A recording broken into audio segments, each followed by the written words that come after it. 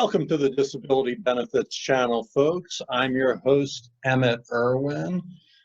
We at the channel are huge fans of workers' comp benefits, which continue to be the most robust protection against injured and sick workers slipping into poverty. And today I am happy to say that we have with us workers' compensation guru, expert, and attorney Jason Shultz. Welcome, Jason. Thanks, Emmett. Great to be here. Great to have you.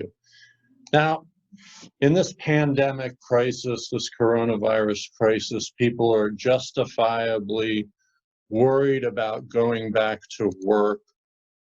Are you seeing cases where employers have not protected workers sufficiently and they're becoming infected? Well, certainly we're seeing lots of situations, and we get calls frequently from individuals who are concerned about the way their employers have set up the office space for them to come back safely and effectively. But really, from a workers' comp perspective, there's nothing we can do about it pre-infection, because like so many other areas of law, workers' comp's not proactive, it's reactive. So there's nothing within the law that we can do to help someone who's just, for example, doesn't want to go back into the office, okay? There's nothing that we can do about that. Certainly once someone's infected, then they've availed themselves to a lot of rights under workers' comp. But now as we continue to reopen, the state's now in phase 2, so more and more businesses are reopening back up. Certainly the fear and concern is real, but unfortunately, there's nothing that from a comp perspective we can do to help someone who just feels like their employer's not doing the right thing. Maybe there's other avenues, maybe it's Maryland Occupational Safety and Health Administration, other things like that, but through workers' comp, there's nothing to do really until there's a diagnosis of an infection, and that's when we could get involved. Okay, so when there is a diagnosis, say first responders and medical personnel, are you seeing those kind of cases, and what are the difficulties, or are there any difficulties with those kind of cases from a workers' compensation perspective? We're definitely seeing them. The difficulties are the same as any other case, which is the burden is on the injured worker to prove, number one, that they had an injury, which would be the diagnosis of coronavirus, number one. And number two, that the infection, the coronavirus was caused by a work exposure.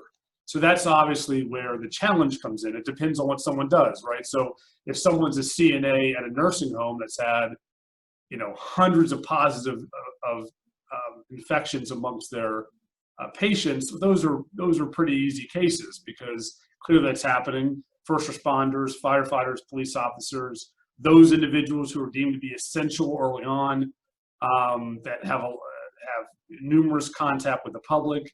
I think those cases certainly have an easier road. It's not easy, but have an easier road than someone who's working from home, for example, and gets diagnosed with it. So clearly the defense from the insurance perspective will be, hey, this could have happened, this infection could have happened anywhere. It right. Doesn't mean it happened at work. And sometimes those are difficult to prove because of HIPAA rules. You can't at a hearing say,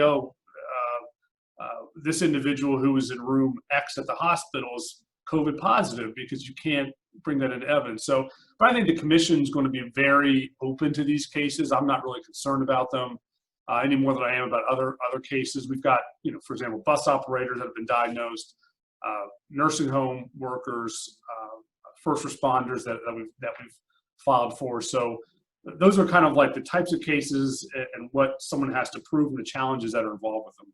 And so with this situation, a lot of things have changed.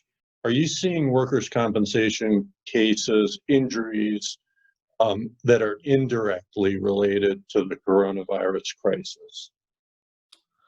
I don't really think we see any things that are indirectly related. I certainly think there could have been examples, certainly early on, of some sort of PTSD kind of situation when it was so unknown about it. Seemed like, it was almost death sentence if you, in the early days, if you got it, which it turns out to be, fortunately, the medical professionals are more on top of it now. But the effects have just been there's less people working. That's the incidental part of it. So Right. you have less people working, which means less people getting injured.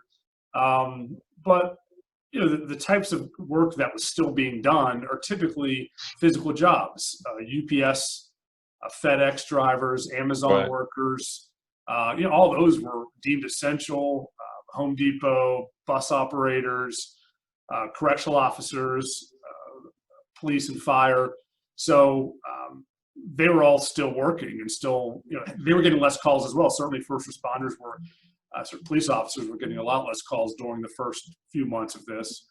But that's generally just the fact that less people were working, we were getting less calls, and that's starting to pick up again. And I think also, I guess the most incidental part of it, I think that I found was, given that unemployment was 40 million, whatever the number was that we just hit, whenever that happens, people tend to be less confident about hiring an attorney for a work injury because they're so scared about their job. Well, the opposite of that is really true, meaning if you're that scared about your job and you get injured, you better file a claim, because if you're working Right. with someone who's quick to get rid of you, you better have those protections in place. So that's not something from the outset, but I'm sure that was happening. I'm sure that was happening, just the fear of losing their job within an economy that was being crippled by the virus.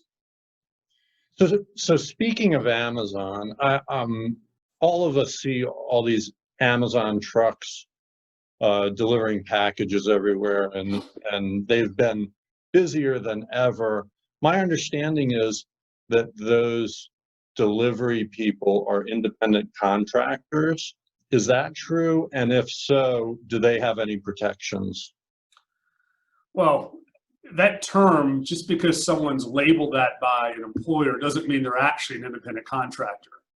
I've had a lot of these cases, and these are all gig economy jobs, right? Uber, Amazon workers, Grubhub, all these types of gig economy case, Instacart, right?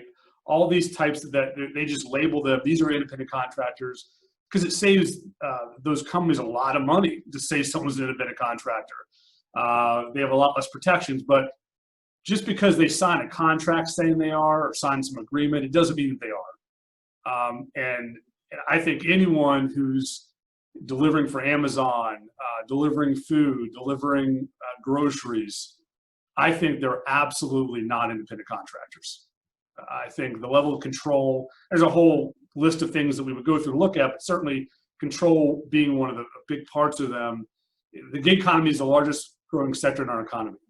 And you just can't say they're an independent contractor, leave it at that, when that's the only thing someone does. So I think they're absolutely employees, and we would file every one of those claims for anyone who's employed within the gig economy.